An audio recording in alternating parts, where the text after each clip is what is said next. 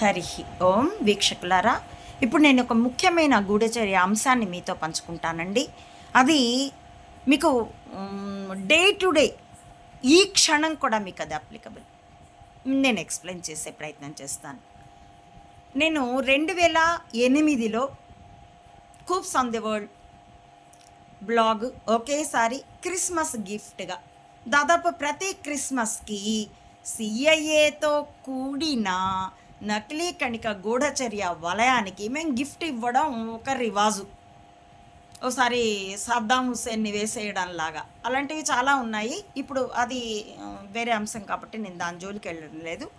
అలాగే 2008లో నవంబర్ 2 నుండి ప్రారంభించి 2011లో నా పాప చనిపోయే వరకు, అప్పటికి 16 ఏళ్ళ అమ్మాయి సీనియర్ ఇంటర్ చదువుతున్నది, కాలేజీ వాళ్ళ వేధింపుకి మనసు హర్ట్ చేసుకొని ఆమె ఆత్మహత్య చేసుకున్నది.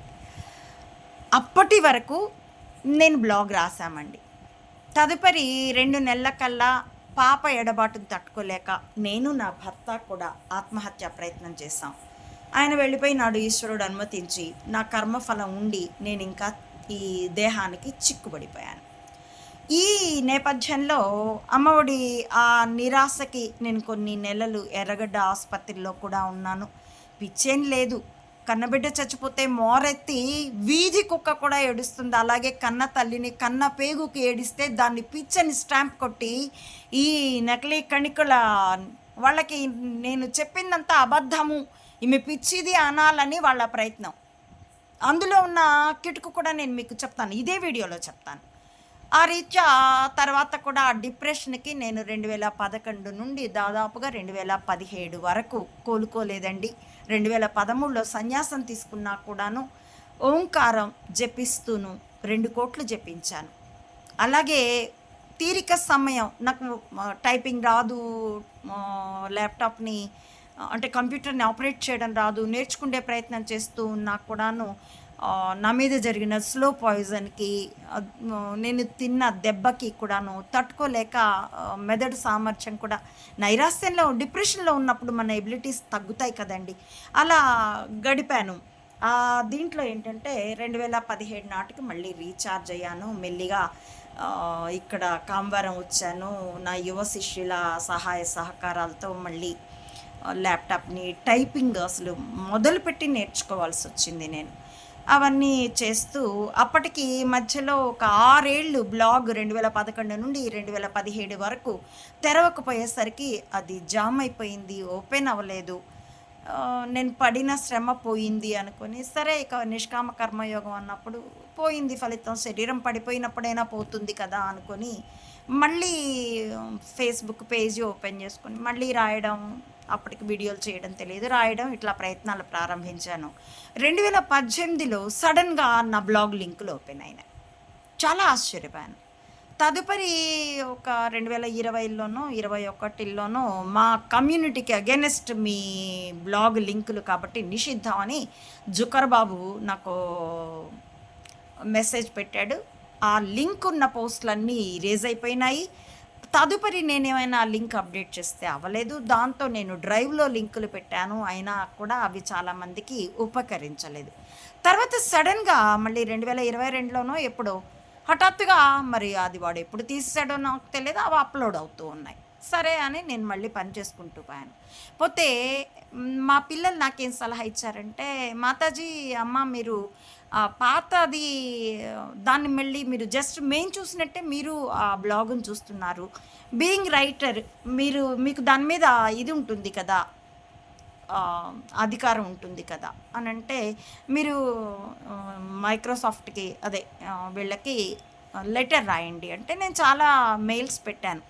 ఎందుకంటే అప్పట్లో నేను కాలేజ్లో క్లాసులు తీసుకోవడం ఆ బిజీ రీత్యా నేను రాసేదాన్ని, పని అలా పంచుకుండేవాళ్ళం. కంప్యూటర్ నాకు తెలియదు, నా పాప ఫెయిర్ చేసి ఇచ్చేది, వాళ్ళ తండ్రి గారు అంటే నా భర్త దాన్ని టైప్ చేసేవారు, అప్లోడ్ చేశారు. కంప్యూటర్ పని మొత్తం తనే చూసేవారు.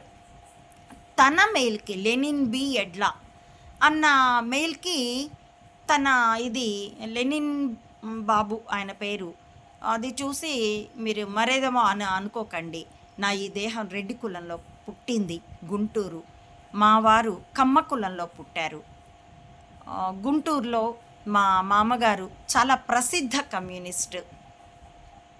వారి పేరు చెప్పడం మా అత్తగారికి, ఆడబడుచుకి ఇష్టం లేదు గనక నేను చెప్పడం లేదు. కానీ అప్పుడే నాకు కులం లేదు. మేము ఇద్దరము కలిసే పోరాడాము. ఇప్పుడు కొత్తగా నాకే కులము మీరు అంటగట్ట లేరు, అంటగట్టినా నాకు అంటుకోదు. పద్మపత్ర మివాంభిస అంతే. కాబట్టి నాకేమీ అంటుకోదు. మీరు ఇష్టం వచ్చింది మీరు అనుకోండి, నాకేం అభ్యంతరం లేదు. దానా దీనా ఏంటంటే నా బ్లాగు మా వారి మెయిల్కి అనుసంధానం అయి ఉన్నది. కాబట్టి నేను కూడా వ్యూయర్ లాగా చూడగలనే కానీ అందులో అక్షరం ముక్క కూడా నేను ఎడిట్ చేయలేను. కాబట్టి ఒక కేసుకి ఎఫ్ఐఆర్ ఎలాంటిదో ఇదిగో ఈ గూఢచర్య యుద్ధానికి నా బ్లాగు అలాంటిది. Recorded, uneditable recorded. దానిలో ఎడిట్ చేసే అవకాశం లేదు. అప్పుడు నేను దాంట్లో మీడియా చేసిన విష ప్రచారం వెనుక ఉన్న అసలు చారిత్రక సత్యాల్ని అంటే గతాన్ని వర్తమానాన్ని అనుసంధానించి ఇదిగో భవిష్యత్తులో ఇలా జరుగుతుంది అని గూఢచర్యపు వ్యూహాలని నేను ప్రకటించాను. ఇప్పుడు మీరు వెళ్ళి చూసుకోండి.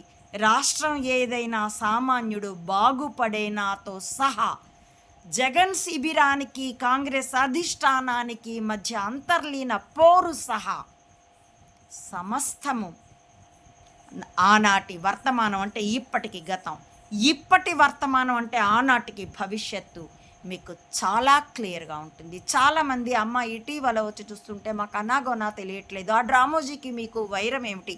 వాడికి నాకు పర్సనల్గా వైరం ఏం లేదు. నేను ధర్మం వైపు ఉన్నాను, వాడు అధర్మం వైపు ఉన్నాడు. మేము మానవత్వం వైపు ఉన్నటువంటి గూఢచార వ్యవస్థ, వాడు అమానుషత్వం వైపు కార్పొరేట్ల కోసము తాను జగజ్జేత అవ్వడము కోసము నడిపినటువంటి గూఢచర్య వ్యవస్థ, అదే మా వైరం. దాన్నే సింపుల్ భాషలో జగన్ పెత్తందార్లకి పేదవారికి మధ్య యుద్ధం ఇది అన్నాడు. అది మా మాటే, నా బ్లాగ్లో మాటే. కాబట్టి నా బ్లాగు ఈ మెదళ్ళే ఆయుధాలుగా యుద్ధం, ఈ కేసు డ్రామోజీగాడు, రాజీవ్ హత్య, ఇందిర హత్య, సంజయ్ హత్య, లాల్ బహదూర్ శాస్త్రి హత్య, ఈ అన్నింటికి ఇప్పటి మోడీ డ్రామాలు కూడా డ్రామోజీ గూఢచర్యంలో ఒక పూస. మోడీ శుద్ధ పూస కాడు, డ్రామోజీ దండలో పూస. ఈ మొత్తానికి రుజువులు, ఫ్యాక్టోరియల్ రుజువులు, పత్రాలు, సంఘటనలు కూడా అందులో రికార్డ్ అయి ఉన్నాయి. వాళ్ళు అనుకున్నారు జస్ట్ నేను చెప్పేస్తాను, నన్ను పిచ్చిదన్న స్టాంప్ వేస్తే సరిపోతుందని. ముందు ఎఫ్ఐఆర్ లాగా రికార్డ్ చేయించి తర్వాత చెంబాలు సహా వాళ్ళందరూ వాళ్ళ కడుపు చించుకొని తమ అక్రమ గర్భాన్ని తమ కాళ్ళ మీద వేసుకుంటున్నారు. అదే ఇప్పుడు ట్యాంపరింగ్ అయినా, అదే ఇప్పుడు సూపర్ 6 ఎగ్గొట్టుడైనా, ప్రతి క్షణము ప్రతి ప్రవర్తన అంశము వాళ్ళు నిరూపించుకుంటున్నదే. కాబట్టి నేను చెప్పట్లా, వాళ్ళే చేసింది చెప్పుకుంటున్నారు, తిన్నది కక్కుతారు కూడాను. సామాన్యులారా, చెక్ యువర్ సెల్వ్స్.